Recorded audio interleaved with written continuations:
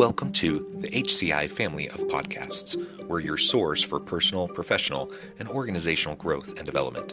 We share our own original research, explore industry trends, and interview executives and thought leaders from across the globe. Join us for practitioner-oriented content around all things leadership, HR, talent management, organizational development, and change management. Maximize your personal and organizational potential with the HCI family of podcasts.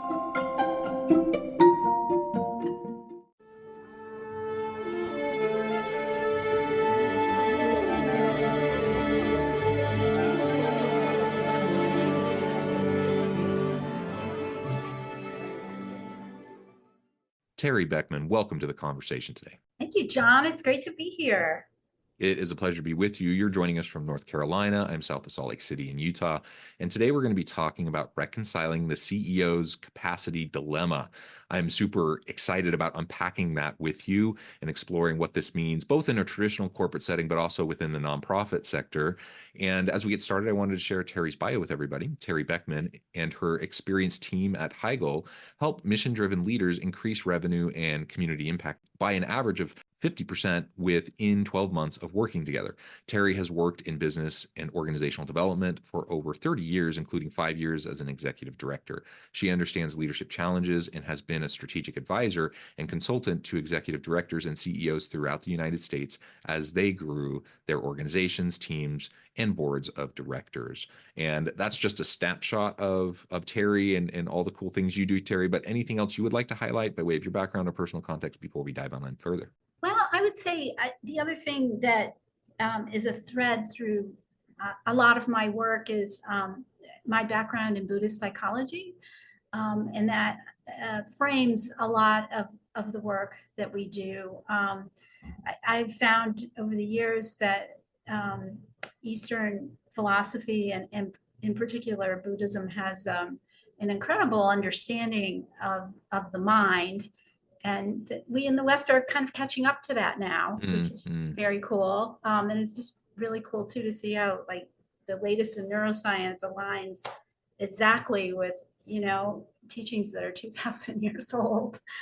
So yeah, I would just say, yeah, go figure. Anyway, just to share that kind of tidbit as well. But thank you for the kind introduction, John. Yeah, no, I appreciate that. And I appreciate you framing it with your Buddhist influences and background. And while I'm not Buddhist, I've been heavily influenced by Buddhist philosophies as well. I've spent an extended period of time in many Asian countries and kind of consider myself, while not a practicing Buddhist, certainly kind of a novice, someone who dabbles in Buddhist philosophy. And I think, like you say, it brings a lot of really great insights into how we're trying to deal with the complexities of the world around us today. Yeah, thank you. Absolutely.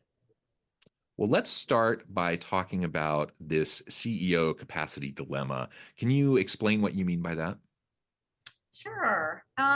What we've seen in the market in the last few years, I think certainly coming out of COVID, is this interesting phenomenon where many leaders are having trouble hiring, right? Mm-hmm. And, there's the phenomenon of quiet quitting that kind of contributes to folks not being able to run companies as productively as they would like, but also having open positions that are, difficult to fill and turnover rates that people have been very unhappy with.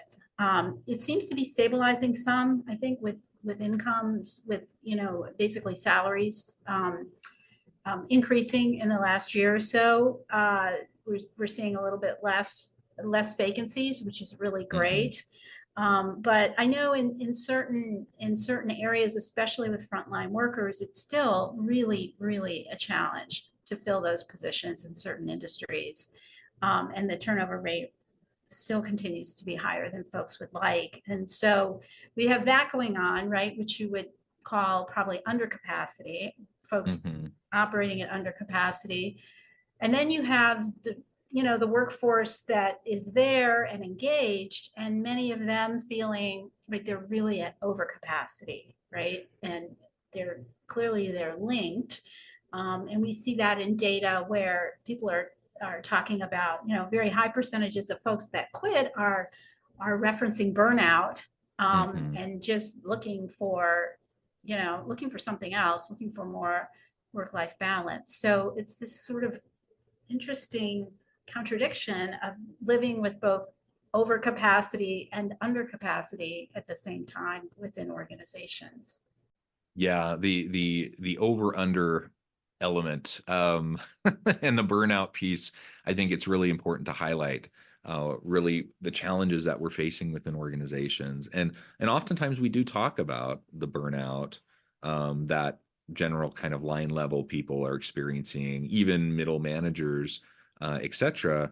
And sometimes we don't talk about the overall impact that's having on executive leadership roles, because just as I can experience burnout in my day to day, so can they. And hopefully, hopefully I have a team lead who has emotional intelligence and empathy, and they can see me for where I'm at and try to be supportive of me.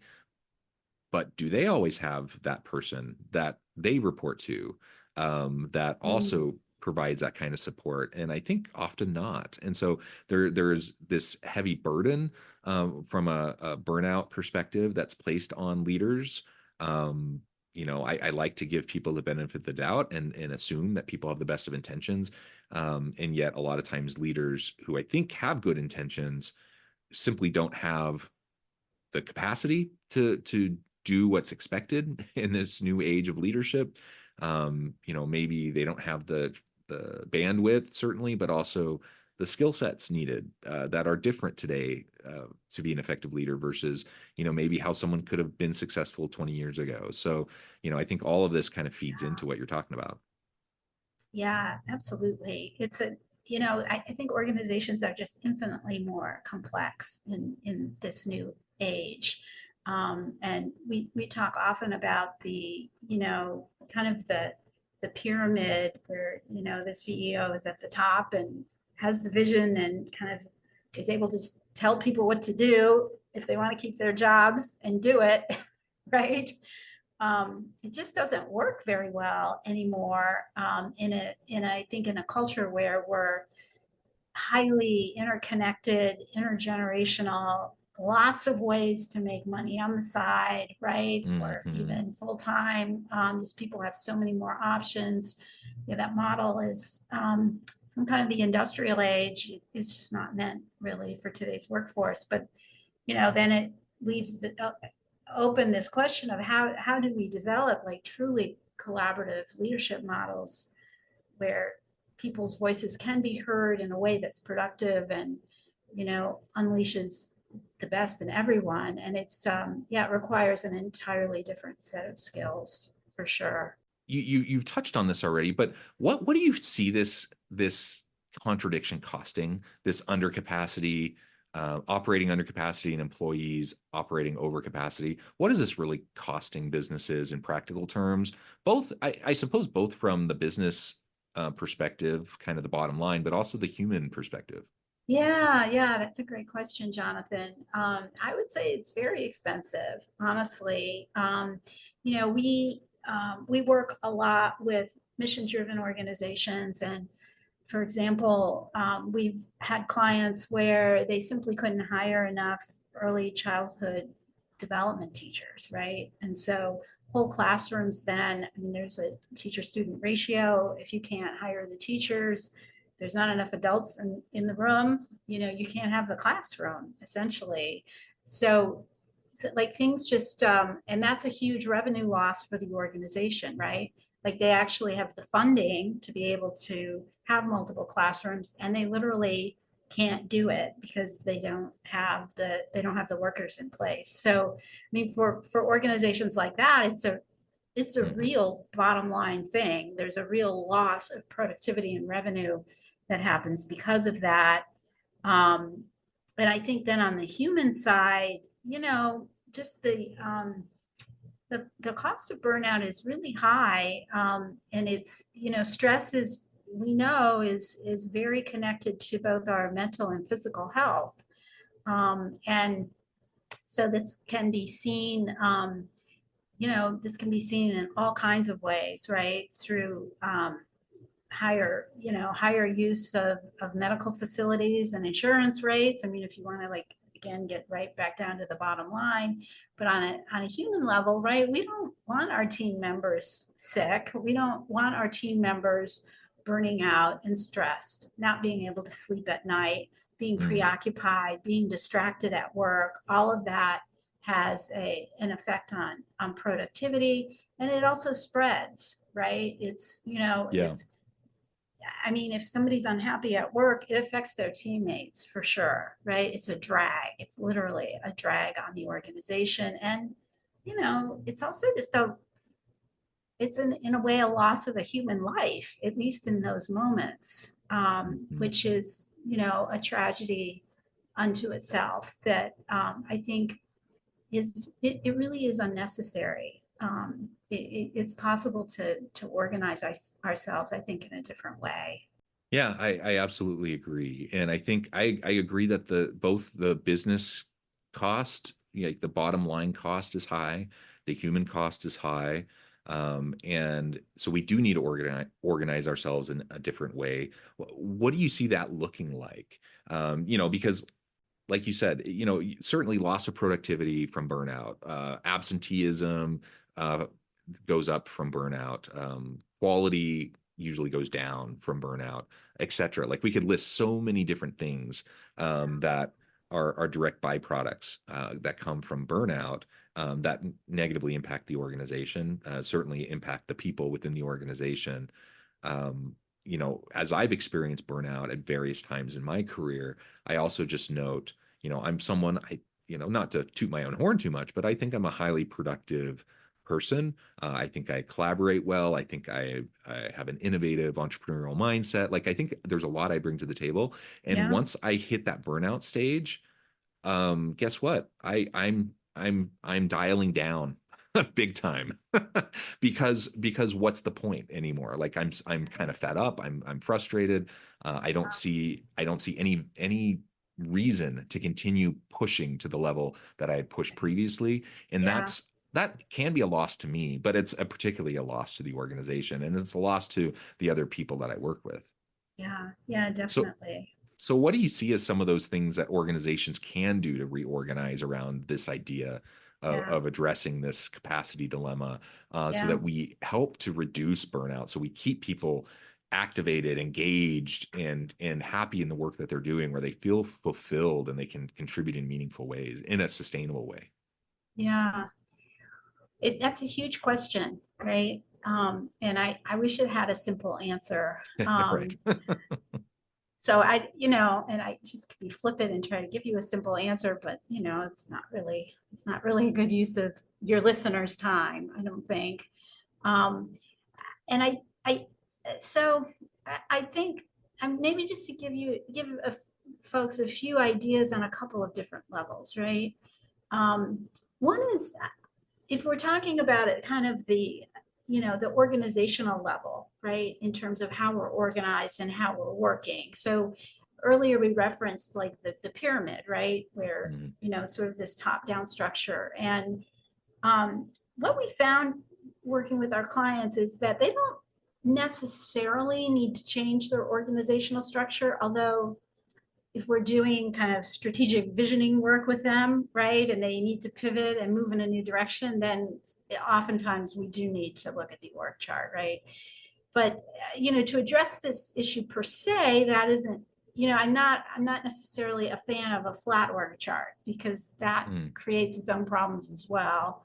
But I think in a collaborative leadership model, what happens is that the role of the senior team starts to change. So it's not so much telling people what to do, which has been a lot of how we have operated for a long time, but it becomes much more one where, and this does assume that the organization really does have a shared vision for the future, and that the team understands where the organization is going, and they understand their role in it, right? So, Mm-hmm. and that very much is the job of the CEO and the leadership team, is to create that awareness and to go to the trouble of, of setting that, right? So it's clear for folks, this is where we're going. This is why having people ideally contribute, that's, to that shared vision as well, so that it truly is shared. And often, if it's done well, that the vision strengthens with other people's participation in it. But once that's established, then the role of the senior team becomes, you don't have to tell people what to do because they actually Right. know what their role is. But they become, then that senior team becomes the resource providers, right? Mm-hmm. Giving people the resources to be able to reach their goals. The obstacle removers, right? Because Right. we're Yeah. going from A to B, there's going to be obstacles. And sometimes Mm-hmm. the individual or a specific team, the obstacle may be such systemic in a way that they can't remove it by themselves, right? So that's another role. And then really, I think engaging in a coaching model of feedback, right? Versus kind of, let's have our, once a year evaluation, and, that everybody dreads on all sides. And, Right. you hear all the bad news, right? Of all the things you've done wrong and whether or not you're going to get your raise. Like, that's also extremely antiquated. So we want to be able to be getting regular feedback and knowing, how am I doing? How's my team doing? How's the organization doing? And like moving forward on our objectives and where we get stuck.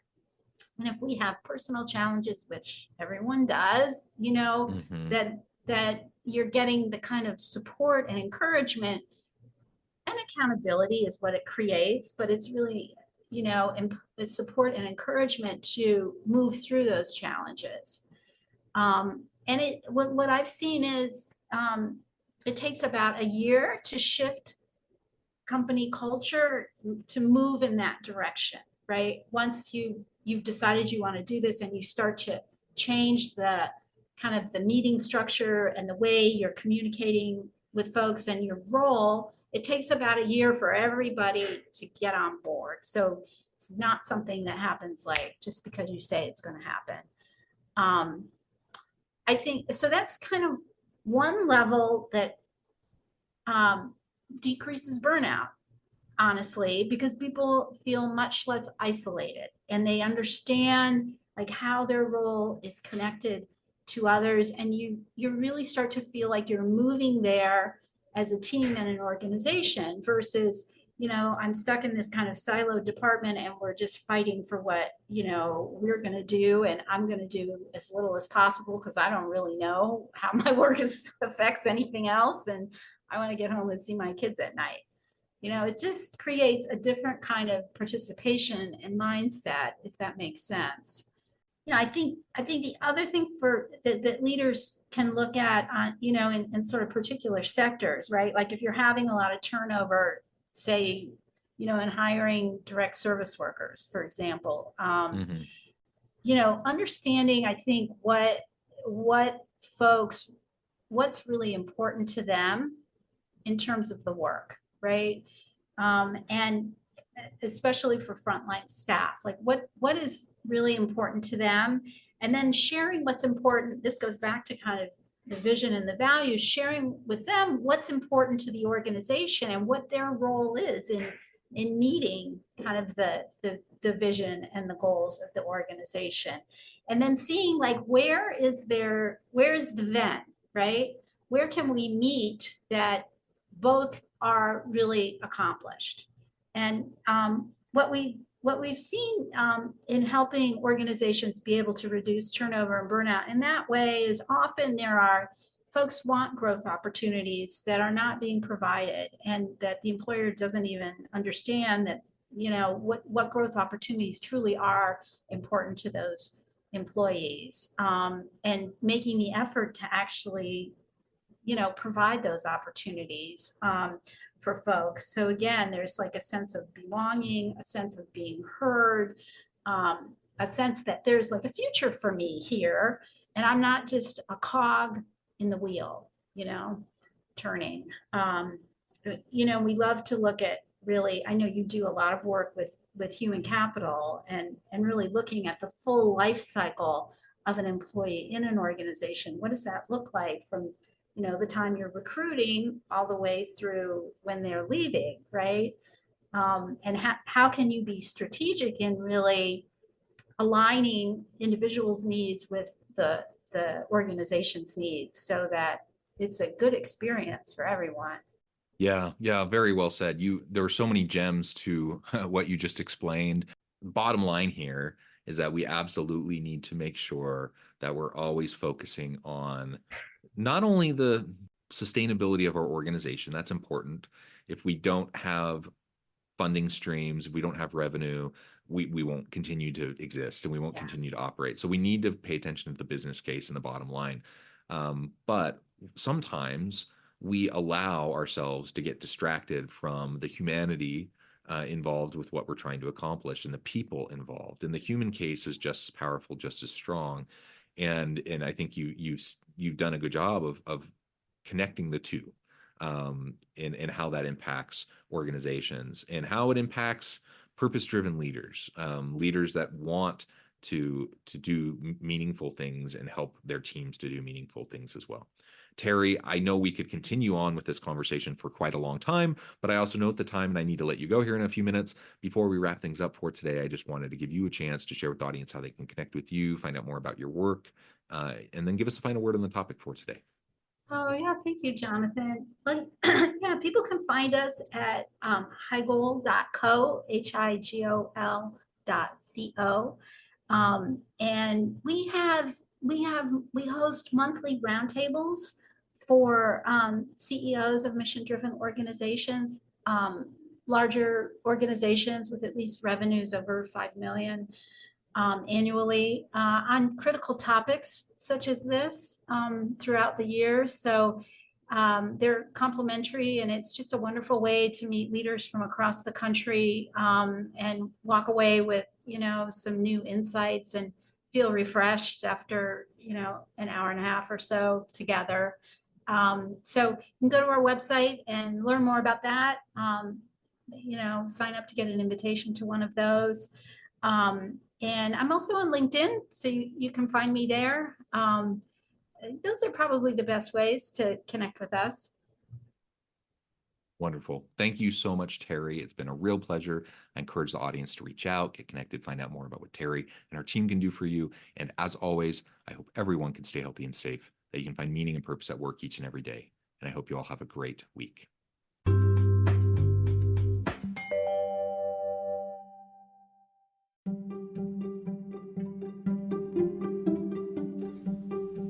Thanks for joining us for this episode of the podcast. We hope you stay healthy and safe, and please join us again soon.